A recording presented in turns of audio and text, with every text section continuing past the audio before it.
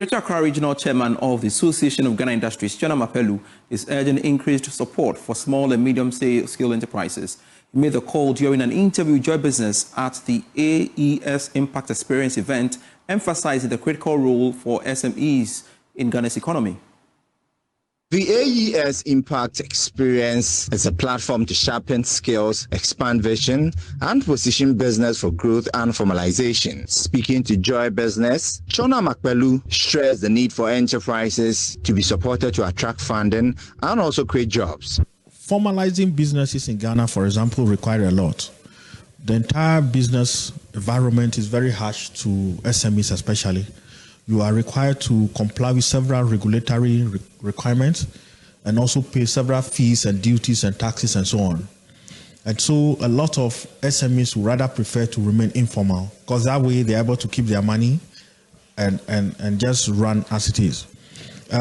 Another thing is that there's an enormous lack of education and capacity building for our SMEs to appreciate the significance of transforming their businesses to a more formalized businesses. So that is why programs like this are very essential for businesses, because we need to build a capacity. President of the Young Investor Network, Mensah, said the informal sector should be given more opportunity. This is the AES Impact Experience, where we focus on training the informal sector businesses. We believe that informal sector businesses. Accra Regional Chairman of the Association of Ghana Industries, Tsonam Akpeloo, is urging increased support for small and medium-scale enterprises. He made the call during an interview with Joy Business at the AES Impact Experience event, emphasizing the critical role for SMEs in Ghana's economy.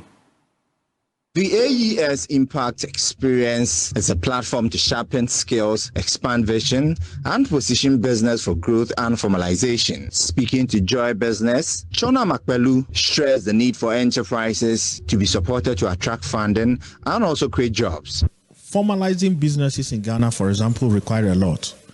The entire business environment is very harsh to SMEs especially. You are required to comply with several regulatory requirements and also pay several fees and duties and taxes and so on. And so a lot of SMEs would rather prefer to remain informal because that way they're able to keep their money and just run as it is. Another thing is that there's an enormous lack of education and capacity building for our SMEs to appreciate the significance of transforming their businesses to a more formalized businesses. So that is why programs like this are very essential for businesses, because we need to build a capacity. President of the Young Investor Network, Mensah, said the informal sector should be given more opportunity. This is the AES Impact Experience, where we focus on training the informal sector businesses. We believe that informal sector businesses are the main engine growth of this economy. Businesses. The event was under the theme "From Skills to Scale Up: Formalization of the Informal Sector."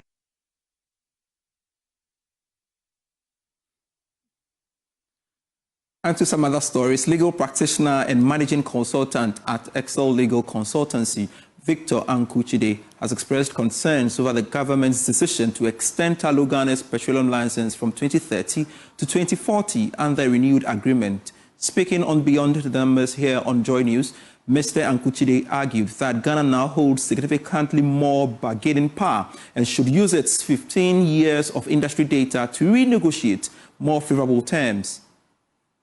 A competitive environment. The oil extraction business is a very, very expensive business. I mean, I have seen figures, for instance, where you need up to about $1 million a day in prospecting or exploration of oil. Now, if as a country you cannot match that sort of financial inflow in the business, your bargaining power tends to be weakened today. However, the argument we are making is not really to say that we are not a Christian society. I believe Ghana recognizes the fact that it is dead in some extent. However, the figures, for instance, that my counted was that 2010, we earned just under some 5 billion from the Jubilee Field operation, while the international oil companies need as much as 8.6 billion. Now, if you recall, we went to the IMF for $3 billion to stabilize our economy under such stringent conditions. If a bit of the 18.6 billion is given to us, I believe it would have saved off some of those things and would show up our economy. So I believe what the argument is not to say that let's have a 50-50 split or let's be on the upper hand. I believe what civil society and the others that I have come across are saying is that give us a bit of what belongs to us.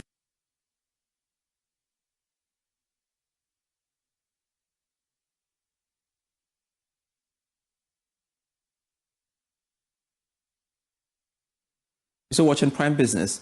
Turning passion into profit isn't always easy for artists, but painter and sculptor B.A. Champo makes marketing his art look effortless, blending creativity with business savvy to bring his pieces to the world. We follow his journey on the Joy Business Van today.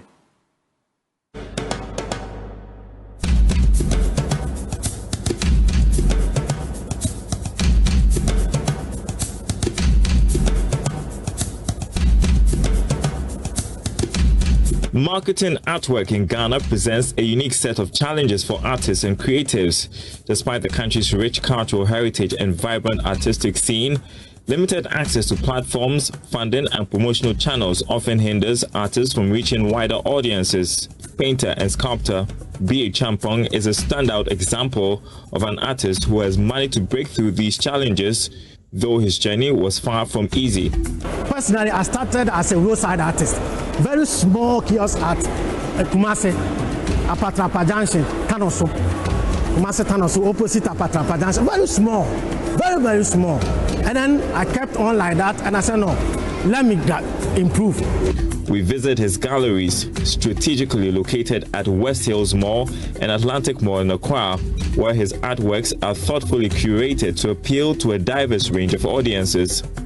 Like if I should take you through the works, some of them you can get like 50 CDs, 20 CDs. So when you come, just tell your budget. To make it so simple, you can tell your budget, oh, okay, my budget is this, but I have this one I'm doing, so I want you to help me choose that will suit me. This strategy has significantly expanded his customer base, with local patrons now accounting for 40% of his clientele. So what does he do differently? My people, I mean, if I talk about my people, those who are doing artwork like my own, you know, the passion, sometimes the passion is too much that they work 24 hours without going out to seek for a place to sell. You see, some of them, they have hotels around them. They don't do that. So my secret is that I have time, I sit down to produce the works, and I have time go out. Sometimes I just get time, I mean, devote time for myself. If let's say a place I want, like maybe Legon or somewhere, I'll just walk to them, talk to them. Sometimes it's very expensive, but when you talk to them, they know your distance, your budget, they can give you small space, then you start from there. Champong is also leveraging social media to build a strong personal brand and connect directly with art lovers and collectors both in Ghana and abroad. The accomplished painter and sculptor believes that pursuing formal education has played a crucial role in redefining his craft. I did art with SHS. Then I went to do my diploma at Ghana College of Art at Asalamda. And then I worked for almost 10 years. And I realized that roadside artists, the computer system came in, and then we were fading out. I said, no, I have to be smart. After working for almost 10 years, I realized that I was fading out. In order to upgrade myself, I said, no, let me put everything aside. I went to University of Education, Winnipeg, to do my degree for 4 years. B.A. Champong is focused on creating high quality, yet affordable art pieces that are accessible to everyone. My price is very, very affordable. And then also we use very good materials, quality materials. So that one, if you need something, you buy something here, like a special paintings. The one you get here from B.A. Champong is the same quality that you get in UK, US, Canada, anywhere. The same type of material I'm using. So the quality is one, the affordability, the pricing, the affordability is two.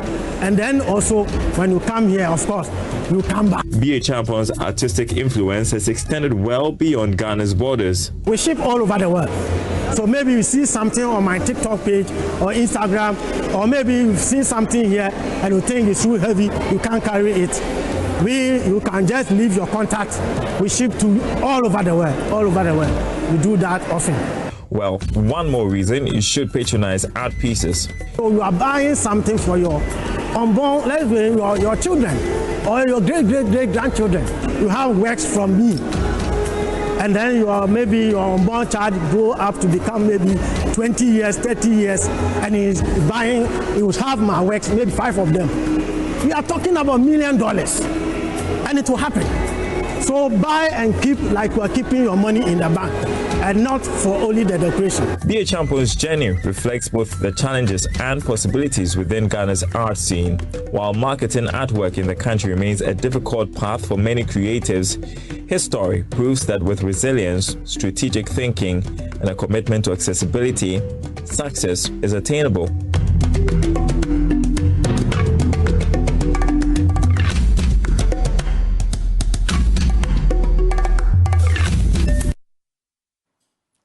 And before we part companies, immediate past president of the Chartered Institute of Logistics and Transport, Dr. Ebo Hammond, is urging supply chain and logistics professionals to leverage technology and find innovative solutions to Ghana's logistics and transport challenges.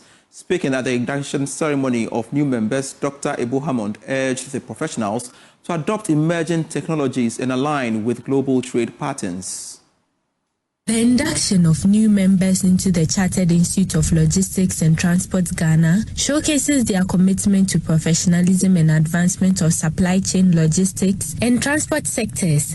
In all, 88 members were inducted, including 4 new Chartered Fellows, 36 Chartered members and 48 members. Delivering his keynote address at the ceremony, immediate past president of the Chartered Institute of Logistics and Transport, Dr. Ebo Hammond, called for coherent approach to advance the activities of the sector.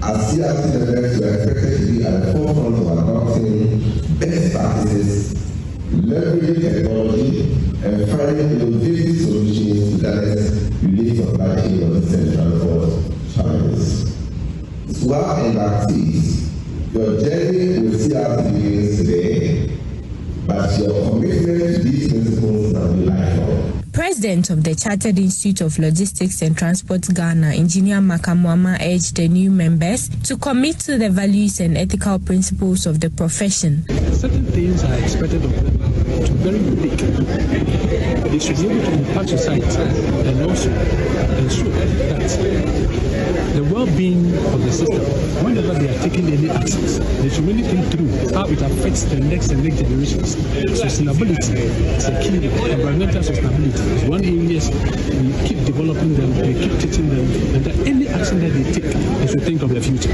The ceremony was themed upholding professional standards and values for national development.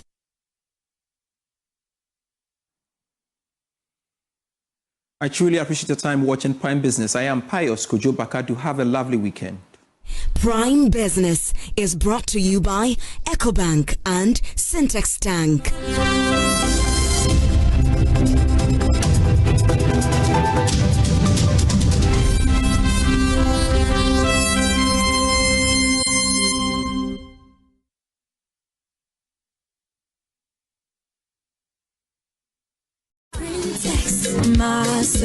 Every dress. Hey! It's new, Leo. When it's quality, it always looks new. Every dress be new.